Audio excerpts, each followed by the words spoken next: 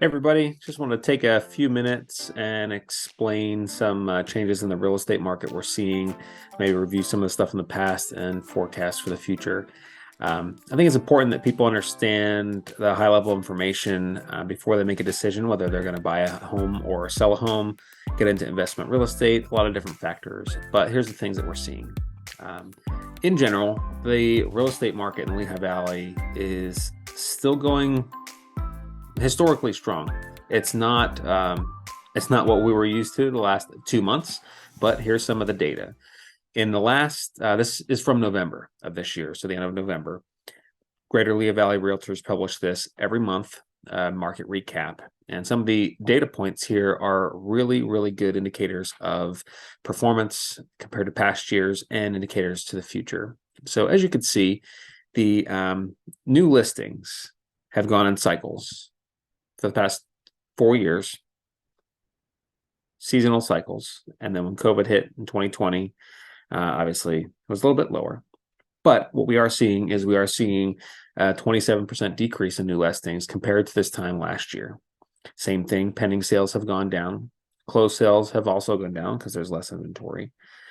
Days on the market has remained pretty strong in the last year, and the sale price has increased. This is no surprise. Obviously, less supply is more demand, more price. And it's creating a little bit of a problem in the past for people to find and actually get into homes easily. So what we're seeing is the last 3 or 4 months, the interest rates have been increasing. The buyers have been slowly coming out of the market because the same home a year ago versus today is significantly different in terms of financing and a monthly payment just through the interest rate. So if you were looking for a home a year or so ago in the heat of the market and you were just on the verge of being able to pre-qualify, it might not be a good financial picture right now because the interest rates are so high. But there are different products out there and things to consider. So if you're interested or might still be interested in looking to buy a home, the competition has gone down significantly in the past few months. A lot of buyers are out of the market, lots of negotiation. We're seeing price reductions. We're seeing sellers assisting the buyers with buyers' closing costs. Lots of opportunity out there for residential buyers to get into homes if you're able to stay pre-qualified and if you can manage the payments through the bank. So this is some cool data to see the past and the cycles. We are in the winter cycle of real estate, so things kind of slow down around the holidays, and they'll continue to be through late January, early February as things start to pick up for the spring. But we are anticipating things to be fairly normal into next year. The economy has not stopped people from buying homes. The recession that we're in right now has stopped a fair amount of the normal people from buying, but we are seeing a lot of investors start to come out of the woodwork now to look for those deals that everybody's looking for. So the investors are out there buying homes, single family, multifamily, all the way up through commercial properties that are keeping the sales continuous, although the values might not be what they were in the last 2 years or so. Some of the other information I wanted to share with you is this is a snapshot of our MLS, and this is the last 7 days. New listings without a price point. There's been over 200. This is just in the Lehigh Valley area. 21 properties have come back on the market from being under agreement with buyers. That's a huge sign. In the past, during the heat of the market, not a lot of properties bounced back. People were committed to the sale they were going to go through, even if they found problems. But 21 properties in the last week have come back on market for various reasons, whether they found problems with inspections, maybe they had some issues with some financing, appraisal problems. Regardless, back on market, here they are, 21 properties. Listing price increase. This one always fascinated me, how the price just randomly jumps up, but it is a tactic that they use sometimes to catch attention of the buyers. 80 properties have had a price reduction. This is huge. If a property doesn't sell, it's a factor of price.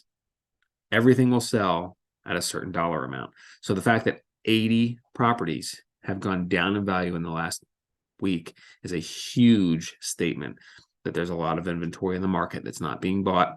They're trying to incentivize buyers by reducing the price, and eventually they'll get sold. But right now, we're going to start to see things change over the next few months into the first quarter of next year.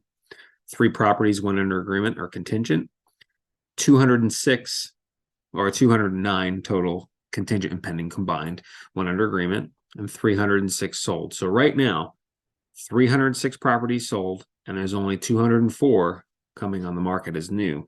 So there's a lot of instability here. More properties are being sold, more properties being sold than are listed, and we're having lots of properties sit on the market. So depending on what you're looking at, this could be an interesting scenario.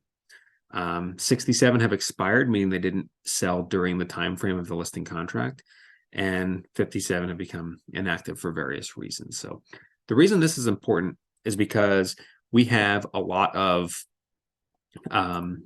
data that shows you can still find a really, really good deal to you. It doesn't matter what everyone else says. It doesn't matter what family, friends, anything else says. If it's a good time for you to buy a house, it's a good time for you to buy. We have a bunch of different ways we can get people into single family through multifamily homes. There's different ways you approach each particular home. Each seller situation is also part of that equation. So with the single family homes, we're seeing a lot of opportunity if you're qualified to buy. Single family homes allow a lot of flexibility if they've been on the market for more than a month. But the ones that are pretty fresh are not being fought over like they were a year or so ago. Prior, you'd have multiple offers, highest and best, all this crazy stuff just to get into a house. That's not the case right now. There are still these scenarios, but not on every single home. Homes that are sitting there with price reductions, as we just saw, you have a better chance to get into these. If you're willing to do a little bit of work and maybe not get something that's brand new, you could find a really, really good deal by buying a property or considering a property that's been on the market for 30, 60 days and maybe negotiating with the seller a little bit to try and get a deal. The seller might pay your closing costs. They might be a little bit flexible on price. They could be flexible on terms. You might be able to do home inspections, things that you couldn't do in the past. Single family buyers have a lot of leverage now if you can qualify. Small multifamily, we're talking 2 to 4 units. We're seeing a lot of people interested in this space because you can actually buy these properties with a small or a FHA style loan where you only have 3.5% to 5% down. These are really good opportunities for you to become a real estate investor and live for free. Maybe you don't have a rent payment anymore. If you're paying rent to someone else to live in their apartment, you could buy a 2-unit building, live in one, owning the building, and live there for free while the other tenant and the other unit pays for your mortgage and some of your expenses. And then in a year or two, you move out and you can rent that unit, and now you profit every month. So we're seeing a lot of people get into the 2 to 4 unit space. So those prices have stayed pretty steady. In fact, we're seeing a lot of these properties come on market with increased prices to try and get the people to buy them so the investors can cash out and move on. But that market is pretty strong right now, trying to help quite a few clients into it. And finding a good deal is rare in the 2 to 4 family space. However, some of the opportunity we're seeing, there are a lot of buildings with some deferred maintenance, maybe some combined heating systems that could be split off. If you find an opportunity there, you could live in a pretty nice scenario if you find a 2 to 4 unit building that needs a little bit of work and you could live in it and fix it up. That building itself could be your retirement in 25 years when it's paid off. So something to consider. In the bigger space, 5 units and up, there's still a lot of competition, but it's drastically different than the residential space. Investors are coming in from all over the country to the Lehigh Valley. We're seeing population growth in Lehigh Valley based on census data that no other part of Pennsylvania is seeing. Every other town is experiencing population decline. Lehigh Valley is the only part of Pennsylvania where the population growth is actually happening. That's positive. So something to keep in mind, the investors are actively interested in Lehigh Valley. It's creating a lot of jobs, a lot of opportunity. But because of that, if you're looking to buy properties in this space, it also creates a lot of competition. There are quite a few mixed use properties on the market right now where you have like a barbershop or a hair salon or something with some apartments combined.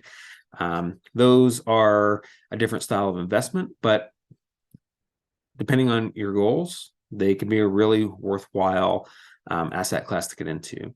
One of the things we are seeing, though, with a large multifamily is the prices have not justified a purchase lately. So the investors really want a high dollar amount for their properties, and they haven't been very flexible. So you have to be creative. Maybe you could find a way to strike a deal with these people off market, or find a property off market before you get into it.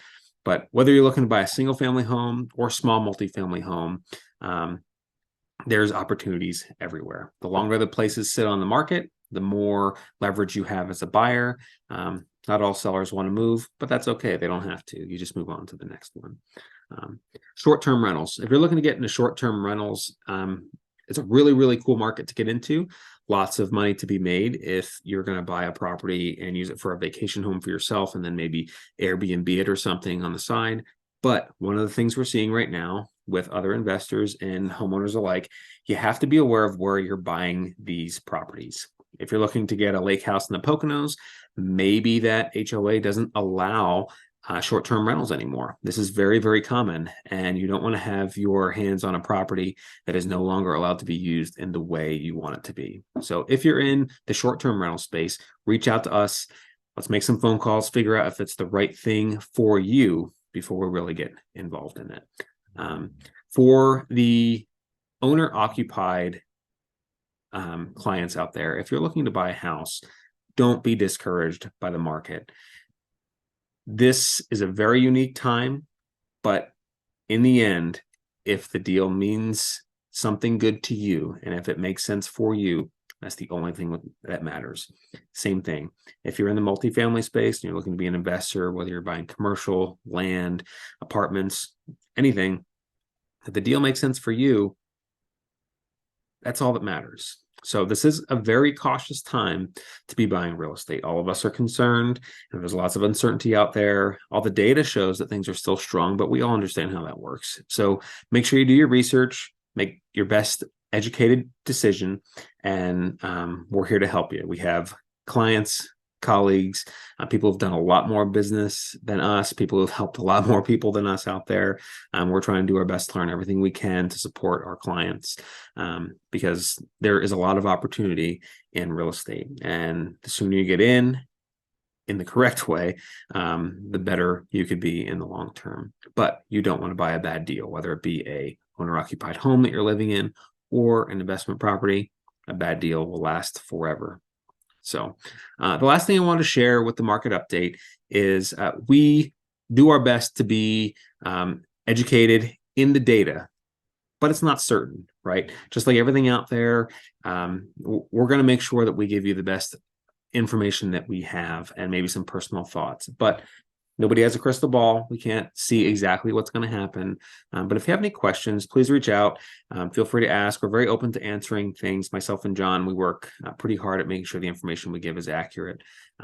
But it changes on a daily basis. So we'll do our best to get back to you and show you the information that we have. But in the meantime, I wanted to share a piece of information. If you have any interest in real estate investing, I'm going to share this little screen with you. This is a group that I started a few years ago. It's called REI Partners. Myself and a good friend, Richard Clark, we host this show. It's a YouTube channel. It's a podcast. We have a lot of stuff. We meet monthly. It's virtual, all online. And we have a whole bunch of people come on and talk about investments, how to get investments, and learn about real estate from the bottom up. Whether you're looking to just maybe buy your first house, or if you want to start buying apartments and quit your W-2 job and just sit here and be a real estate investor, this is a really good group to get involved with. We have people on here who are brand new, just interested, through guys that have 3,000-4,000 units on the show talking about their experiences and how to do various things in real estate. So I highly recommend, if you have any interest in real estate investing or just want to learn in general, really good group, lots of people, lots of diversity, and a whole bunch of education. So I just want to share this. I try to talk about it with everybody. I really like the things that it's doing and where we're going there. So thanks again for your time. If you have any questions about the local real estate market or how we can be of service to you, please just reach out. You have our contact information. I'll put it in the show notes. But I wish everyone the best. Real estate is addicting. It's fun. It can be the best decision you've ever made, but it can also be the worst decision you've ever made as well. So we're here to make sure you're educated and learn as much about these things as you can before you get into it, so that when you do, it can be a great experience. So thanks again for your time. Have a great night, and we'll talk to you soon. Bye.